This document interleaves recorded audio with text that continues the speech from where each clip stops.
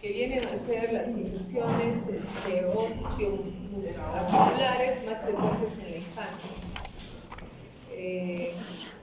Podemos hablar de frecuentes, porque les voy a empezar diciendo de que en realidad estas infecciones esqueléticas son poco frecuentes en la niñez, pero cuando afectan se presentan a los niños más pequeños.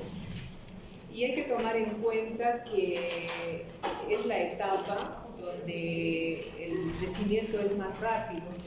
Entonces la placa de crecimiento puede sufrir alteraciones y sobre todo puede dejar secuelas permanentes que van a incidir en este crecimiento.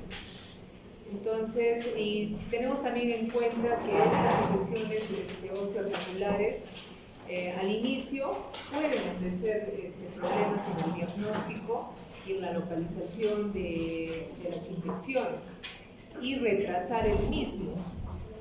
Por eso es de que todos los médicos que ven niños deberían tener sospecha de este diagnóstico para así actuar rápidamente, y no solo en el diagnóstico y en la localización de estas infecciones, sino ya que también el tratamiento médico quirúrgico suele tener complicaciones.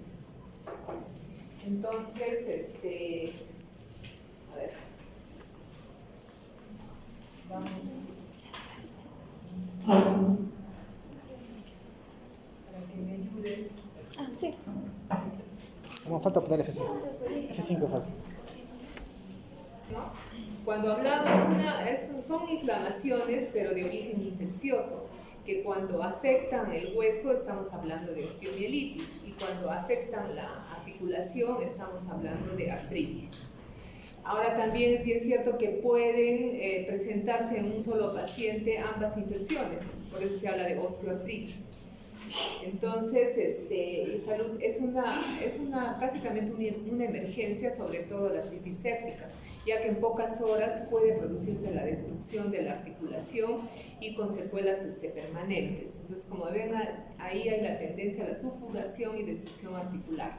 Y por supuesto, todo es secundaria a la multiplicación y colonización bacteriana. Siguiente. En cuanto a la epidemiología, constituye el 6.5 de todas las artritis, porque hay que también tener en cuenta de la artritis idiopática juvenil, la sinovitis crónica transitoria de la cadera, otro tipo de artritis, ¿no? La de las enfermedades del tejido conectivo. Y como les había dicho, aproximadamente la mitad de los casos, y en algunos refieren a las 3/4 partes de esas infecciones se pueden presentar en los niños pequeños, sobre todo en los niños menores de 5 años. Se dice que es más frecuente en el sexo masculino, porque sus juegos o el estilo de vida que tienen los niños es diferente a veces al de las niñas, entonces están más expuestos a sufrir, por ejemplo, traumatismos. En cuanto al grupo étnico, prácticamente no hay diferencia por las razas, puede afectar a cualquier grupo racial. Y se dice que es más frecuente en verano y en otoño. Ahí tienen, ¿no? Por ejemplo, en otras literaturas mencionan que puede ser una frecuencia de 1 en 5.000 niños. Los neonatos son los que están más expuestos a sufrir de artritis supurativa, sobre todo los niños prematuros o los que por el empleo de catéteres y otros procedimientos que se requieren por su misma prematuridad. Como les dije, el 30% en los niños menores de 2 años y hasta el 50% en niños menores de 5 años. Ahí está mencionado, más frecuente en el sexo masculino, y hay el antecedente de traumatismos cerrados en el 30%. El siguiente. El 50% en niños menores de 2 años y el 25% de niños de 5 años. La siguiente está repetida. Ahora, en cuanto a la etiología misma, como vamos a ver en esta y en las posteriores, el agente etiológico más frecuente en todos los grupos etarios es el Staphylococcus aureus. Debido a que, como ya en los países está implementada la vacuna contra el Haemophilus influenza, el tipo B, ya es menos frecuente que este agente sea la etiología de las infecciones supurativas, ¿no? Entonces, en todos los grupos predomina el Staphylococcus aureus. Y por supuesto, como en todas las infecciones de los neonatos, predominan los gérmenes gram negativos. Primero el Staphylococcus aureus y luego los otros gram negativos como el estreptococo del grupo B, la Escherichia coli y otros gram negativos que pueden estar implicados en la etiología de estas infecciones. En los lactantes, quiere decir en los niños de hasta 1, o algunos consideran lactantes hasta los 2 años, Staphylococcus aureus en un virus influenza ha pasado a ocupar el segundo lugar y aparece el Streptococcus pyogenes y el neumococo. La siguiente. En los niños, o sea, ya en los escolares y en los preescolares, también el Staphylococcus aureus, el Streptococo del grupo A, el neumococo, y aparece un bacilo, una bacteria que se llama Klebsiella kingae, que en los últimos tiempos, acá también incluso en nuestro país, ya está teniendo importancia como agente etiológico de estas infecciones supurativas. Pero requieren que a veces es difícil su aislamiento, ya que es muy exigente para su cultivo. Pero en Asia, en Oceanía, en la China, es el que más predomina.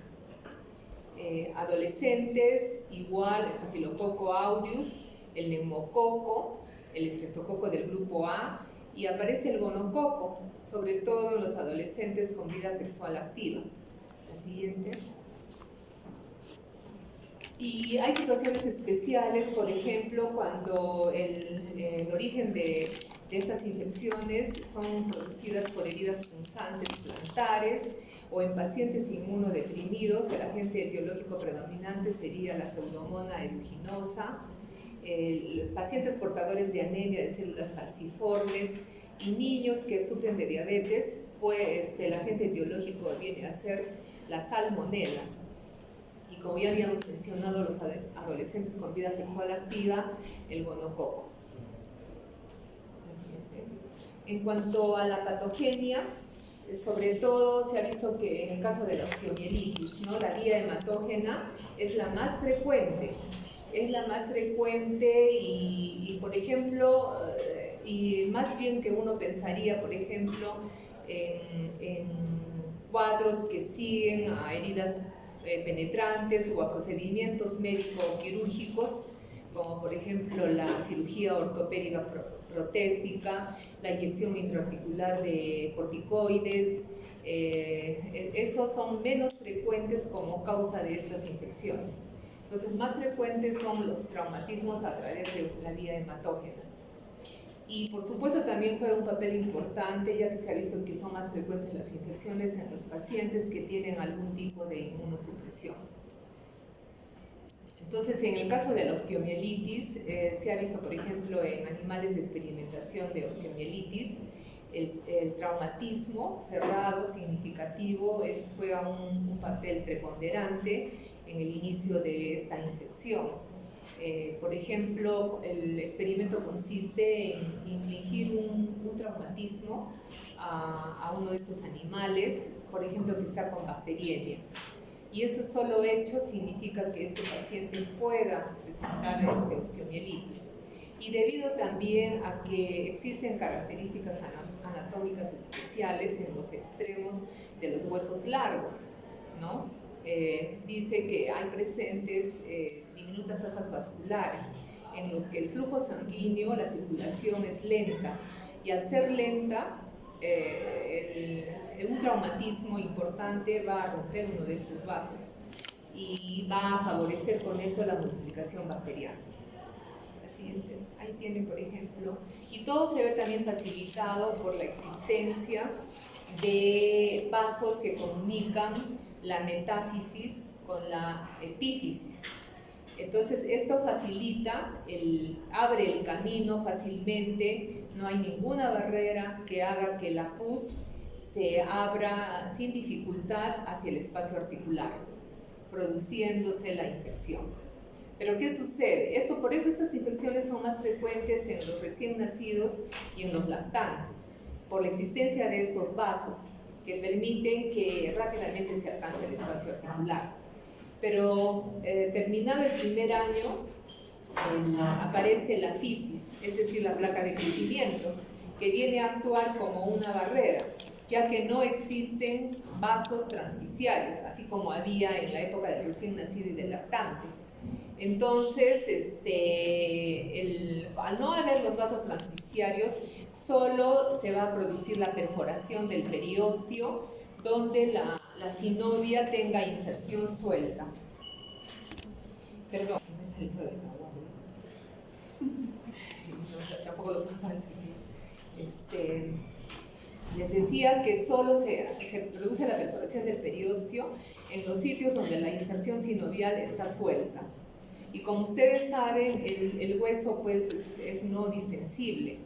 Entonces, por presión, el contenido purulento se va a abrir paso en sentido lateral a través de los vasos corticales y de esta manera va a alcanzar el espacio articular. Por eso es de que después del primer año estas infecciones realmente se presentan en casos raros, ¿no? Y en el caso, esta es la vía hematógena de la infección osteomielítica. En cambio, en la artritis supurativa o artritis séptica no se conoce bien el mecanismo de etiología hematógena y se refiere más bien que en la sinovia de las articulaciones, en el caso de la artritis supurativa, existen pequeños, diminutos vasos sanguíneos. Entonces, a veces con un traumatismo poco importante y a veces incluso no recordado, se puede producir la ruptura de uno de estos vasos y la fisis, la pus, abrirse, como les dije, rápidamente también espacio, llega al articular, espacio articular, y como en el otro mecanismo se produce la infección. La siguiente. Acá tienen vasos epifisiarios, transficiarios, pero no existe vasos que conecten la fisis, por ejemplo. La siguiente. Acá lo que les había mencionado, la presencia. Y entonces se produce todo el mecanismo que ustedes se imaginan cuando hay un proceso inflamatorio. Entran en juego enzimas proteolíticas, los radicales de oxígeno, las citoquinas, hay una disminución de la presión de oxígeno, descenso del pH y ya se producen las alteraciones que luego vamos a ver como la osteolisis y por último la destrucción tisular. Y es rápido. En cuanto al cuadro clínico, se dice que las manifestaciones suelen ser sutiles. Por ejemplo, se hizo un estudio en 83 neonatos y solo el 8% lucían con aspecto séptico, tóxico. Entonces, más bien podríamos hablar de factores de riesgo en los recién nacidos. Les había mencionado, por ejemplo, los recién nacidos prematuros, los que están hospitalizados, los que por la sepsis misma que pueden tener necesitan el empleo de catéteres centrales, vasculares o las mismas vías endovenosas, la permanencia en el servicio de neonatología, corren el riesgo de adquirir una infección intrahospitalaria. Los síntomas más frecuentes son fiebre, dolor constante, impotencia funcional, irritabilidad. A veces, en algunos casos, las madres son los que consultan porque al momento de cambiar el pañal no han notado que al reducir, por ejemplo, la articulación de la cadera, el niño presenta llanto intenso y le llama la atención y es el motivo de la consulta. Entonces uno tiene que sospechar.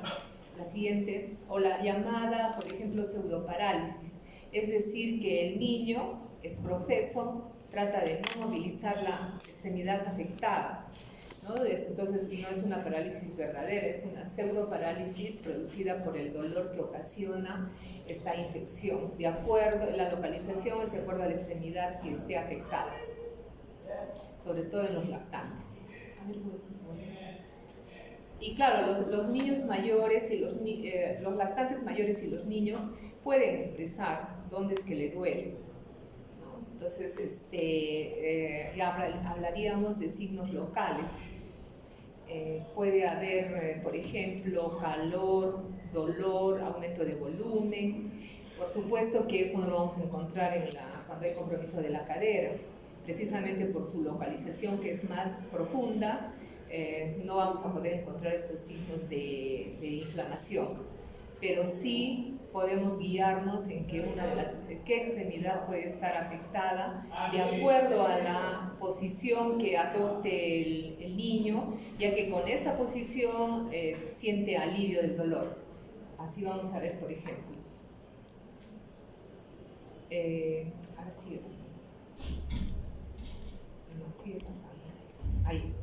Entonces, por ejemplo, cuando la articulación de la cadera es la más afectada, el niño tiende a presentar más bien una posición en adeducción y rotación externa. Entonces, si nosotros vemos un niño que está llorando, que está con fiebre y que adopta esta posición, podemos pensar que hay que descartarle una osteoartritis de cadera. Igual, estaba olvidando bueno, después lo diré, ¿no?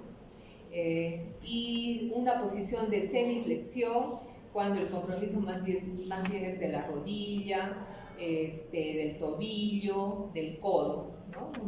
La posición es más bien con tendencia a la semiflexión.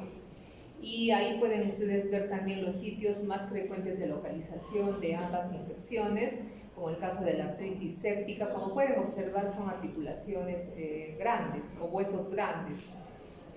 Por ejemplo, en la artritis séptica, la más frecuente es la localización de la cadera, la rodilla, el hombro, el codo y el tobillo. Y en cambio de la osteomielitis es la porción distal del fémur, la proximal de la tibia, el proximal del húmero y la distal del radio. Y hasta la posición antal. Así. Acá tienen varias series de estudios en los que se nota precisamente lo que acabo de mencionar, las articulaciones que son las más frecuentemente comprometidas, ¿no? Si ustedes siguen, van a encontrar, por ejemplo, en esta serie de King-Nelson, la más frecuente es la rodilla, la cadera, y menos frecuente la muñeca, o menos todavía frecuente los huesos planos de la cabeza. El siguiente. Ahí tienen la secuencia, pero todos los huesos pueden ser comprometidos. Un niño ahí con su expresión, su fase es álgica y la posición no puede extender la rodilla comprometida. La siguiente. No existen pruebas de laboratorio que les digan este paciente tiene osteoartritis. Son pruebas de laboratorio inespecíficas, pero que sí pueden contribuir si tenemos el cuadro clínico que hemos mencionado. Y podemos pedir un hemograma donde vamos a encontrar leucocitosis, podemos encontrar desviación izquierda, la BSG, velocidad de sedimentación globular, para que sea considerada tiene que ser más de 20 milímetros por hora, la PCR más de 40 miligramos por litro. Podemos hacer también un aspirado óseo, sobre todo cuando tenemos una sospecha de osteomielitis. Podemos solicitar GRAM, que nos va a orientar para el inicio de los antibióticos, cultivo, también podemos pedir hemocultivo. El aspirado óseo es positivo para osteomielitis hasta en el 90%. El hemocultivo, aunque su positividad es relativamente baja, pero debemos de solicitarlo. Se dice que, por ejemplo, para el caso de la osteomielitis, la positividad es del 40 al 50%, y para artritis séptica del 30 al 40%. Entonces, como ya dijimos, un aspirado óseo, que en este caso lo hace el especialista, el traumatólogo, para que nos permita o nos oriente también en el diagnóstico por las características macroscópicas y el estudio del citoquímico del mismo. Ustedes pueden ahí observar que, por ejemplo, el color del líquido sinovial es amarillo claro. Cuando es una artritis séptica, por supuesto, puede ser hasta de aspecto purulento. En cuanto al recuento de los leucocitos para considerar el diagnóstico de artritis séptica, es más de 50.000 de leucocitos. también un porcentaje de neutrófilos, la relación glucosa con el líquido sinovial, la glucosa sanguínea, ¿no? Con la glucosa sinovial. El cultivo, la tinción de Gram, como les dije, que nos va a permitir si son Gram positivos o Gram negativos. Siguiente. Ahí tenemos una imagen con el líquido, miren, es prácticamente purulento, ¿no? Cremoso. Bueno, ahí dice que la celularidad mayor de 100.000, a predominio de polimorfos nucleares, la glucosa disminuida. La siguiente. En cuanto lo que les pasa. ¿Está bien? Bien. Lo que más ayudaría son las pruebas, los estudios de imágenes. Y desde una radiografía simple, que si bien es cierto no les va a aportar mucho, de acuerdo a los días en los que ustedes lo tomen. Así, por ejemplo, en el caso de la radiografía simple se habla de cambios precoces, intermedios y tardíos. Precoces es de 3 a 5 días. De repente ahí solo vamos a visualizar un aumento de volumen de los tejidos blandos circundantes a la articulación o al hueso que está comprometido, ¿no? Sobre todo a nivel de la región de la metáfisis. Pero luego, en cambios intermedios, pueden aparecer otros signos radiológicos. Intermedios se habla de 5 a 7 días y tardíos de 10 hasta 15 días. Ahí ya pues vamos a ver ya prácticamente imágenes de destrucción ósea, de osteopenia, osteolisis, la formación de secuestros, involucros, comprenderán, son casi 15 días de enfermedad. No debemos esperar a que aparezca eso en la imagen de un paciente. Lo que se trata es de hacer el diagnóstico precoz porque la articulación se va a destruir totalmente o el paciente va a pasar a una osteomielitis crónica. Y la ecografía sí es de gran ayuda en los primeros días porque nos va a permitir incluso la cantidad de líquido que podemos encontrar en el espacio articular y vamos a ver, también a determinar engrosamiento y elevación del periósteo. La siguiente. Ahí, por ejemplo, una radiografía, ¿no? Lateral del codo, donde ustedes pueden ver, bueno, no está tan claro el aumento de las partes blandas y cómo hay una disminución del espacio articular. La siguiente. Igual, ¿no? Pero esta es la rodilla. También ustedes, pero este ya es más avanzado, podríamos decir que ya este es un cambio tardío, ¿no? Hay osteopenia. La siguiente. Y estos sí son, digamos, los exámenes de imágenes electivos, que sí tienen bastante especificidad, sobre todo cuando hay la duda en que si es una osteomielitis, es una celulitis o es una artritis séptica. La gammagrafía nos va a permitir hacer el diagnóstico de eso, y mucho mejor si hacemos con magnesio. La tomografía también es importante para hacer la diferenciación de estos cuadros, solo que podríamos decir cuál es el inconveniente de estos estudios por imágenes que requieren la sedación del pequeño paciente, sea del neonato o de la PAP. Pero a veces es necesario porque no se tiene un diagnóstico preciso. La resonancia magnética es la prueba ideal para hacer el diagnóstico de estos cuadros porque detecta en forma rápida y precoz todas las alteraciones que hemos mencionado. La siguiente, ahí tienen por ejemplo una tomografía, ¿no? Pero esta es de una osteomielitis crónica.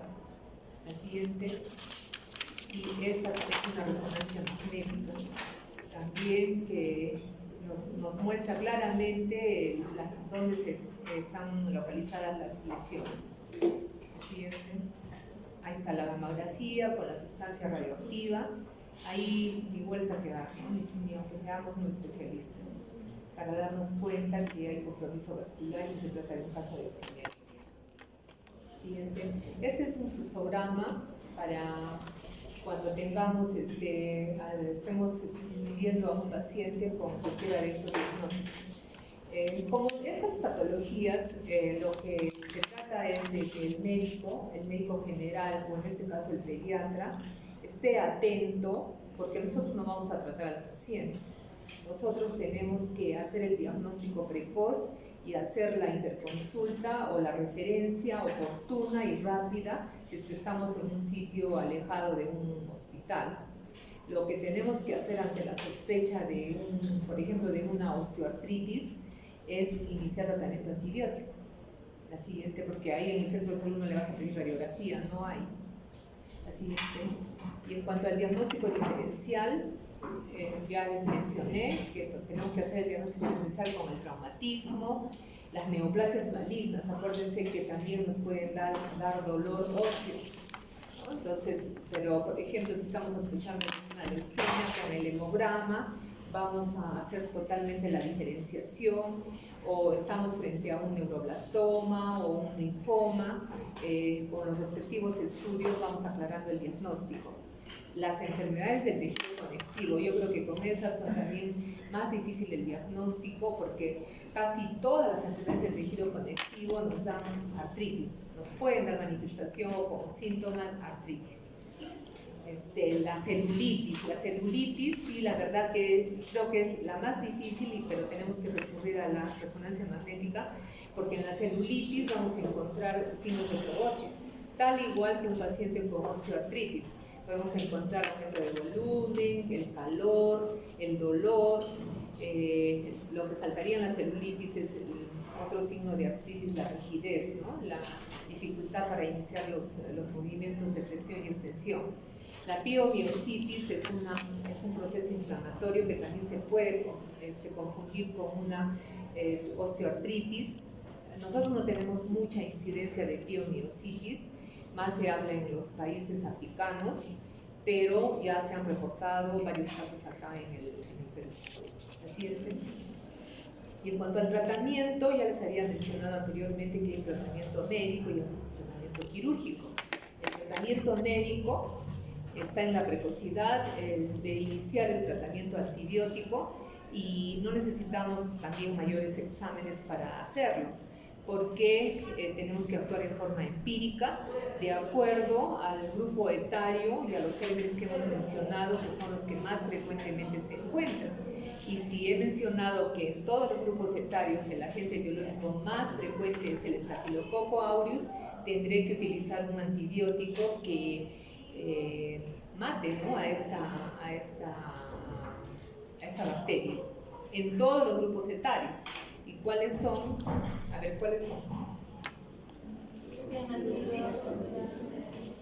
No, me refiero a qué medicamentos pueden usar. No, o sea, tienen que ser medicamentos por vía parenteral. No podemos, sobre todo en los recién nacidos, todo el tratamiento es por vía endovenosa. No es como un niño más grandecito que podemos ir a todos por vía endovenosa. Solo que todo el tratamiento es vía endovenosa a los neonatos. A los otros podemos rotar a vía oral, pero tiene que incluir una penicilina que sea resistente a la penicilinasa. Y también hemos dicho que de acuerdo al grupo etario, por ejemplo, si estamos hablando de un recién nacido, puede estar involucrado un gran negativo. Entonces podemos utilizar una cefalosporina de tercera generación, como puede ser una cefotaxima, o podría utilizar ceftriaxona.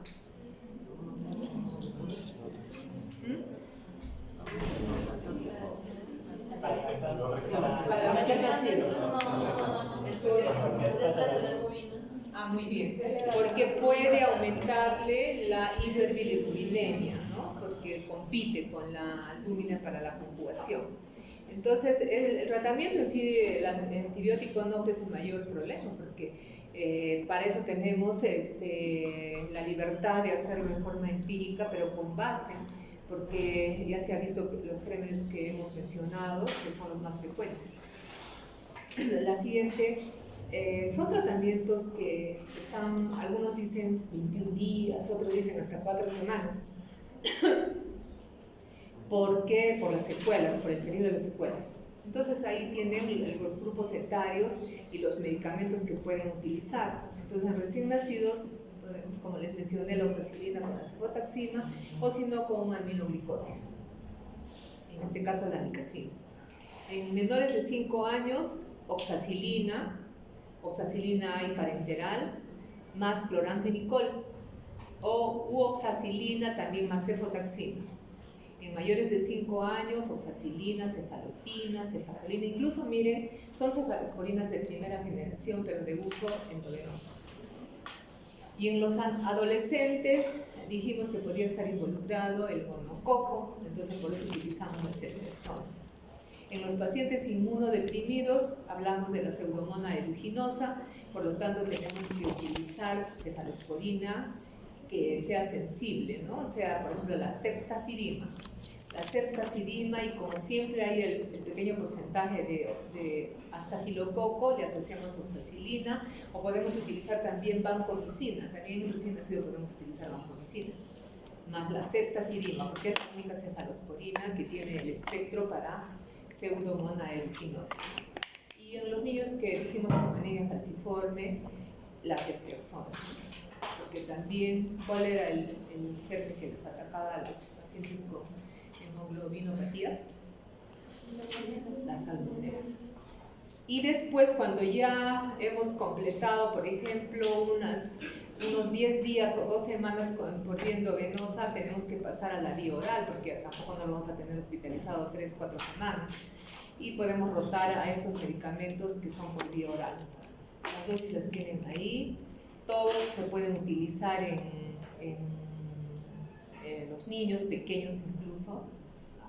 La clindamicina más bien en los recién nacidos es de uso endovenoso. Siguiente. Y hemos dicho que es tratamiento médico quirúrgico. Ya que siempre es así, ¿no? En la presencia de secreción purulenta, tenemos que sacar esto para que los antibióticos actúen mejor y para producir la curación del paciente. Entonces siempre se tiene que, el traumatólogo es el encargado de hacer este tratamiento quirúrgico y sobre todo, como les mencioné precozmente, prácticamente en los casos de, por ejemplo, de artritis séptica de cadera, llega emergencia, inmediatamente sospechamos, hacemos interconsulta a traumatología, le piden siempre la radiografía simple y bueno, ven aumento de las partes blandas, sospechan ellos también de la artritis séptica de cadera e inmediatamente programan una intervención quirúrgica para sacar ese contenido purulento y de esta forma también pueden actuar mejor el antibiótico. Entonces ahí también pueden hacer el lavado articular con solución salina y cuando, por ejemplo, o pueden también tener, he visto que tienen algunas actitudes expectativas, como dicen, ¿no? Si el niño desmejora o por los estudios ven que ya hay aumento del contenido purulento, entonces también deciden entrar a la intervención quirúrgica. En los neonatos siempre es un grupo etario muy especial en cuanto a tratamiento de estos cuadros. De ellos siempre hay que hacerles tratamiento quirúrgico. Bueno, y en la osteomielitis ya también se hace el drenaje de los secuestros, ahí hacen la debridación, el curetaje, pueden dejarle una ventana. Entonces todo eso va a ser el traumatólogo, va a retirar todos los tejidos muertos. Y, como les mencioné, mejorando como en todo proceso purulento la acción de los antibióticos. ¿Sí? Y en cuanto al pronóstico, si uno actúa así en forma rápida y precoz, tiene la presunción diagnóstica de estos cuadros, las secuelas se van a minimizar. Pero estos pacientes tienen que ser seguidos en el tiempo, porque a veces las complicaciones no se presentan inmediatamente, sino a medida que el niño va creciendo, ¿no? Entonces, estos niños tienen que venir a controles con el traumatólogo periódicos, y el principal problema puede ser la falta de crecimiento, sobre todo en los niños que han sufrido ya osteomielitis, que ha implicado la presentación de secuestros, involucros, ¿no? Entonces puede haberse afectado la reducción de uno de las extremidades afectadas. Y en el caso de la osteomielitis es frecuente la recidiva, entonces se habla de osteomielitis crónica. Alguien le llamó el cáncer blanco, porque son niños que periódicamente ingresan a la hospitalización para hacerles el drenaje y el curetaje de estos involucros o secuestros con contenido purulento que prácticamente están destruyendo al hueso. Y estos niños, por supuesto, presentan ya una incapacidad permanente. ¿Y cuáles son los factores de mal pronóstico? Como pueden ustedes ver ahí, el retardo en el diagnóstico, ¿no? Que se nos haya pasado desapercibido y que confundamos, o que la mamá se haya demorado mucho en acudir a la consulta. La edad también, mientras más pequeño es, el riesgo de mal pronóstico es mayor. Cuando la infección es producida por el estreptococo beta hemolítico, generalmente estas infecciones son monoarticulares. Solo en casos raros pueden ser oligo o poliarticulares.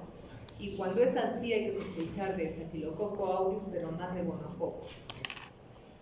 Los cultivos positivos después de 7 días de tratamiento y pacientes, por supuesto, que están inmunocomprometidos. Así es. ¿Y cuáles son los signos de alarma?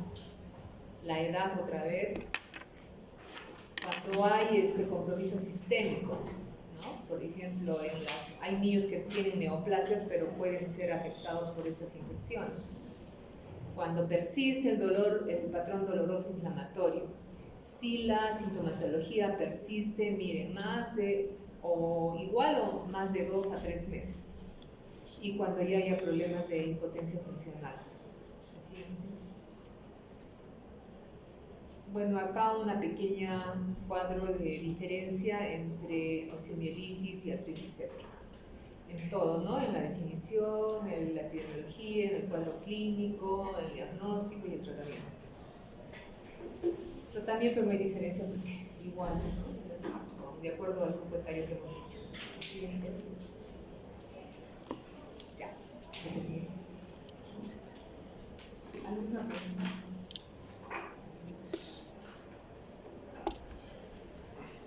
Entonces, lo más importante es hacer el diagnóstico.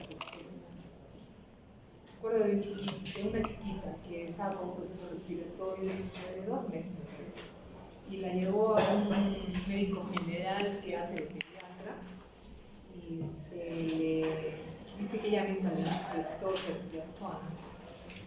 Y a partir de ahí la abuela y la mamá notaron que cada vez que la cambiaban o la movilizaban, trataban de movilizarla, lloraba intenso, que no la podían calmar. Entonces comenzó a hacer fiebre.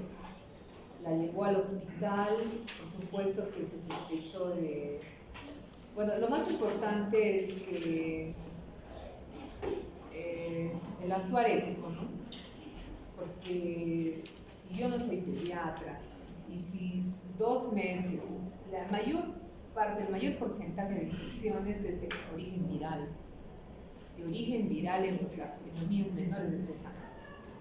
Entonces, calmarles, ¿no? Los síntomas, pero ponerles ceftriaxona sin saber el diagnóstico. Pero claro, en ese momento uno no va a echar leña al fuego e irse en contra de la opinión de la reserva. Y eso siempre tienen que estar conscientes ustedes, porque ahora no, la tendencia es, pero ¿cómo le puso ceftriaxona? Señora, a partir de eso, y además no estaba indicado ese medicamento, la ha podido matar a su hija. Y entonces ahí vienen las denuncias médico legales, los primeros médicos legales. No es así, ¿no? Y les cuento esto porque siempre estamos entre el Honorio y el Goyeneche. Nosotros del Goyeneche, para los del Honorio estamos acá y ellos están acá. Y cuando nos sucede, porque a todos nos sucede, ellos llaman y dicen, pero ¿cómo no se han dado cuenta? ¿Qué es eso? El diagnóstico, que por aquí, que por allá. Pero nosotros nos callamos, no le decimos al familiar, pero mire, si en el Honorio y tienen fallas, como todo médico, y pasó una así de Ripley, pero es que es así, todo da vueltas a la vida. nacida, un recién nacido. Nació en el Onoyo. La mamá lo llevó a los 3 meses, no, a los 10 días me parece, al Goyeneche. Estaba mal, con dificultad respiratoria severa. Estábamos sospechando de una cardiopatía y ¿dónde ha nacido? En el Onoyo de Prado. Pero cuando ha nacido, no, me han dicho que está bien y que me lo lleven nomás de alta. Entonces, nos aceptaron la referencia porque era un médico que había hecho internado en el Goyeneche, pero que después me enteré que hablaba en forma despectiva del Goyeneche, ¿no? Entonces decía, pobre Goya, o pobre Goyo, pobre Goyito, decía. Y justo yo estaba de guardia y lo llamo y me dijo, ya doctora, mándelo. Y va con con 2 residentes, va, el recién nacido. Entonces, ay, pero ¿cómo no se dan cuenta del diagnóstico? Este chico tiene, lo más probable es que tenga una cardiopatía y cómo es posible que le den de alta. Entonces la residente, y él gritaba, y la residente le dice, sí fue doctor, ¿cómo no se han dado cuenta? Porque el niño ha nacido acá en su hospital. Y ya, ¿qué? ¿Cómo? Imagínense cómo ya se sentirían, ¿no? Porque ellos se piensan que son infalibles. Entonces, bueno, eso se dio como corolario para decirles de que si uno se equivoca en el diagnóstico, lo que más debe cuidarse es de no hacer daño. Para eso están las referencias, las transferencias, tengo dudas, no me parece, no estoy seguro, pero no hacer un diagnóstico, darle un tratamiento, un diagnóstico equivocado, a sabiendas que sé que no lo estoy haciendo bien, y luego hacerle el tratamiento. Porque el tratamiento lo más probable es que también esté mal. Si el diagnóstico está mal hecho, el tratamiento va a caer por lógica mal. Entonces, más cuidado en el diagnóstico y sobre todo en la sospecha clínica en estos casos de... Ay, bueno, y esa chiquita terminó con artritis céfaca de la cadera. Y una bebita de 2 meses. Entonces, también mucho cuidado. Bueno, no sé cómo han hecho el rol de las clases porque van a hacer otra clase ahora. Sí. Ah, ya. Entonces, ya nos vemos en el examen.